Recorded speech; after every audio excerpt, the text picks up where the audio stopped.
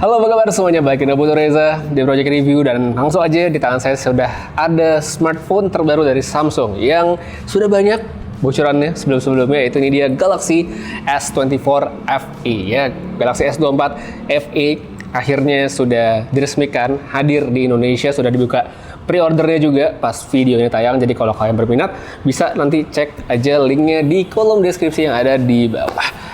Ya, ini dia kotaknya seperti ini, cukup familiar seperti Galaxy S24 yang sebelum-sebelumnya menampilkan bagian back cover dari smartphone-nya. Dan yang ini adalah warna blue ya, jadi salah satu dari 3 warna yang diumumin Samsung untuk sekarang. Jadi sebenarnya tuh ada warna yang hitam, ada graphite yang sedikit lebih abu-abu, dan juga warna blue seperti yang ada sekarang. Jadi langsung aja saya buka sekarang kotaknya. Sebenarnya pasti isinya simple ya, gak macem-macem. Gue juga handphone zaman sekarang gitu. Dan ini dia, ada handphonenya warna blue. Kita kletekin dulu sebentar. Oke, warna blue-nya seperti ini ya, dan kita lanjut lagi. Plastik di layarnya saya nyalain dulu sebentar, dan sambil itu kita lihat sisanya pasti sudah bisa ditebak ya. Di sini tuh ada SIM card ejector dan kabel USB-C ya, tapi kita keluarin aja untuk confirm ya. Ini ada SIM card ejectornya dan tentu saja ada kabel USB-C. Oke, simple untuk unboxingnya seperti biasa. Oke, jadi ini dia si Galaxy S24 FE yang udah di setup ya, udah saya setel-setel dikit. Tapi sebelum itu saya ngomongin tentang impression dari desainnya dulu. Ya mungkin secara bentuk dia mirip-mirip dengan Galaxy S24 ya, entah S24 atau S24 Plus yang udah ada duluan. Ya, dengan 3 kamera di bagian belakang seperti ini disusun secara vertikal.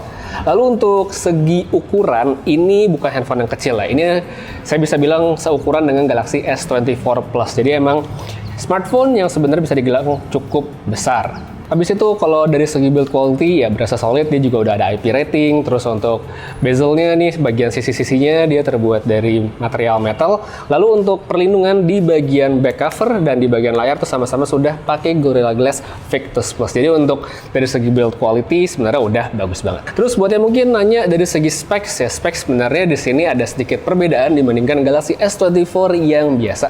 Karena di sini Samsung menggunakan chipset Exynos yang baru, yaitu Exynos 2400i ya, 2400E lah kalau bahasa Indonesianya. Jadi berbeda dengan Galaxy S24 yang standar, di mana dia menggunakan Exynos 2400. Kalau dari segi performa seperti apa, saya belum bisa bicara banyak untuk episode sekarang karena belum bisa ngetes, namanya juga baru nyobain. Tapi dikatakan Samsung dia bisa menjadi lebih efisien tapi tetap powerful. Namun seberapa powerfulnya nanti kita bahas kalau udah reviewnya. Habis itu untuk specs lainnya juga, dia bagian RAM dia punya 8 GB, untuk pilihan storage-nya ada 128 dan 256 GB. Lalu buat baterainya ini meningkat dari yang sebelumnya 4500 sekarang menjadi 4700 mAh. Jadi ada peningkatan 200 mAh dari segi baterai, dan kalau dikombinasikan dengan chipset baru yang dikatakan lebih efisien, harusnya sih punya daya tahan yang lebih baik. Habis itu untuk layar, speksnya bisa langsung lihat seperti berikut ini, masih speks yang bagus sekali untuk dari segi kebutuhan multimedia, jadi harusnya nggak perlu ada yang dikhawatirkan. Habis itu kita lanjut lagi ke hal yang menarik juga dari S24 FE terbaru ini adalah kehadiran Galaxy AI. Jadi Galaxy AI yang ada di smartphone ini udah bisa dibilang adalah versi baru yang setara dengan apa yang ada di Galaxy S24 ya, S24 series, dan juga Galaxy Z Fold series yang terbaru. Untuk Android-nya dia versi 14 dengan One UI 6.1. Nah, di sini dia udah dapetin fitur-fitur baru seperti misal sketch to image ya, drawing assist itu udah tersedia di sini. Jadi misalnya buat kita foto, abis itu pengen digambar-gambar, tambah-tambahin, di Galaxy S24 FE ini udah bisa. Seperti bisa dilihat dari contohnya berikut ini. Habis itu kalau bisa kita lihat untuk yang interpreter juga sudah pasti tersedia, ada listening mode juga yang terbaru. So semuanya udah bisa dipakai, termasuk juga mode-mode Galaxy AI yang tersedia di Galaxy Note. Itu semua tersedia di Galaxy S24 FE. Jadi walaupun bisa dikatakan dia lebih terjangkau, namun untuk fitur Galaxy AI-nya tetap dikasih komplit sama Samsung di smartphone yang baru. Satu lagi, seperti biasa kita juga harus ngomongin tentang kameranya. Jadi di bagian belakang dia hadir dengan setup triple kamera. Lensa utamanya 50 megapiksel, habis itu ada ultrawide 12 megapiksel dan telefoto 8 megapiksel dengan range 3 kali optical zoom. Nah, yang baru di sini Samsung memasangkan Pro Visual Engine seperti di Galaxy Z Fold series yang terbaru dan juga S24 series. Jadi dari segi pengolahan harusnya sih Galaxy S24 FE ini udah bisa disejajarkan dengan flagship yang sudah rilis duluan. Tapi mungkin dari segi kualitas pasti ada perbedaan karena kan dari segi sensor dan yang lainnya juga berbeda.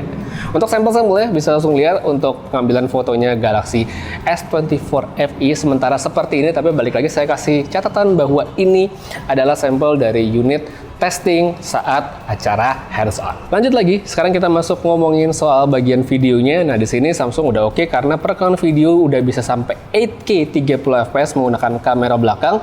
Untuk UHD atau 4K-nya bisa sampai 60 fps, sedangkan untuk kamera depannya di sini sudah bisa sampai 4K 30 fps juga. Jadi untuk perekaman kamera belakang dan kamera depan itu udah dapat resolusi yang bagus. Nah, sekarang ini untuk sampel perekaman video pakai kamera depannya Galaxy S24 FE, resolusinya di 4K 30 fps.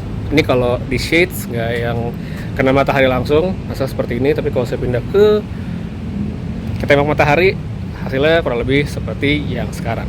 Nah, sedangkan kalau untuk kamera belakangnya, hasilnya kurang lebih seperti ini. Ini pakai kamera belakang dengan 4K 30 fps, matahari di belakang ya. Kalau misalnya saya pindah ke sebelah sini, nah ini menghadap matahari, bisa langsung lihat hasil seperti apa. Kita bisa pindah ke lensa ultra wide juga kalau mau lihat yang lebih lebar seperti sekarang, atau bisa juga kita pakai lensa telefoto yang 3x. Hasilnya kurang lebih seperti yang sekarang.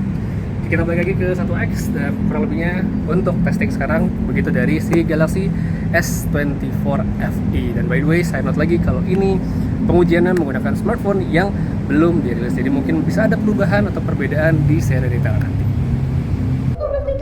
Oh ya, dan satu lagi sebelum kita nutup, Samsung juga ngumumin tablet terbaru mereka yaitu Galaxy Tab S10 series. Ya, jadi ada dua versi yaitu Galaxy Tab S10 Plus, ya ini yang Plus. Jadi ada Galaxy Tab S10 Plus dan seperti biasa ada bintang yang besar Galaxy Tab S10 Ultra. Buat yang nanya, ada Galaxy Tab S10 versi basic aja, sementara nggak ada. Jadi untuk sekarang tabletnya tuh ada dua, Galaxy Tab S10 Plus dan Tab S10 Ultra. Untuk ukurannya, perbandingannya bisa langsung lihat sekarang ya, dari yang Plus sama yang Ultra. Terus untuk specs-nya, dia yang baru di sini dia menggunakan chipset MediaTek Dimensity 9300 Plus untuk semua versi. Jadi untuk sekarang dia tidak ada yang menggunakan Snapdragon. Sebagus apa chipsetnya, sebagus apa performanya, nanti kita omongin di reviewnya aja kali ya. Tapi kalau untuk fitur-fiturnya sudah pasti dia ada Galaxy AI dan juga fitur-fitur produktivitas lainnya. Kurang lebih untuk sekarang saya bisa omongin segitu doang, tapi untuk lebih komplitnya mungkin nanti kita ngomongin di belakang ya. Jadi untuk acara kali ini itu dia sedikit hands-on, unboxing dan first impression. Tadi udah ada Galaxy S24 FE dan di sini juga ada Galaxy Tab S10 series. Buat yang ingin pre-order udah terbuka ya, langsung aja saya taruh linknya di kolom deskripsi di bawah beserta juga detail dari harganya. Putra saya pamit, sampai ketemu lagi di video berikutnya dan seperti biasa, have a nice day.